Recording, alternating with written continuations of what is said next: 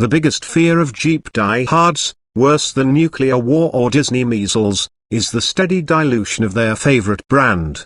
Like anti-vax xers, Jeep's fanboys refuse to accept the science, namely that Jeep and Fiat Chrysler needs more mainstream vehicles in order to prosper.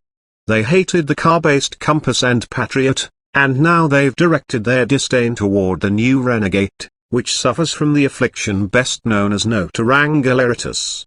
You'll have to pry the ladder frames and live axles from the diehards' cold, dead hands.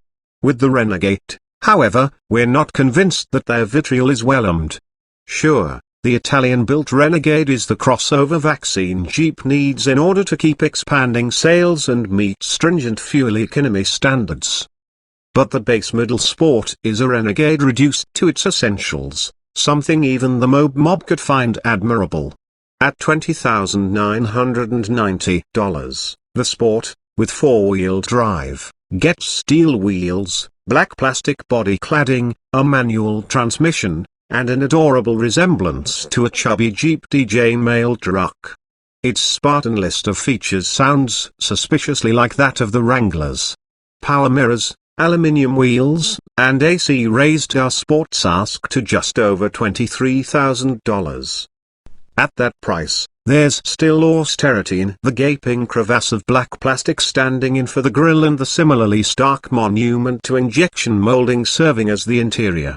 But everything feels of a piece, while cutesy Jeep heritage cues keep it all from feeling too cheap. A touchscreen is optional, but navigation aids are down to a paper map or a smartphone taped to the dashboard. Step up to the mid-level Renegade latitude if you want onboard nav. Despite the sport's temperance, beneath its stubby hood sits a modern turbocharged 1.4-liter four-cylinder producing 160 horsepower that mates to a 6-speed manual.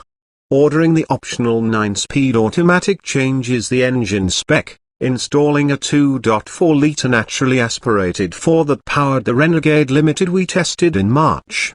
The turbo cedes 20 horsepower to the 2.4-liter but squeaks out an additional 9 pound-feet of torque. It also has to propel less. Renegade, the Sport is nearly 300 pounds lighter than the feature-laden Limited and thus reaches 60 miles per hour 0.1 seconds sooner. In spite of its narrower, 65 series tires, the slimmer Sport's braking and cornering figures also improve. It might look like a Jeep as drawn by Richard Scarry, but the base Renegade with a manual is a straightforward and likable tool.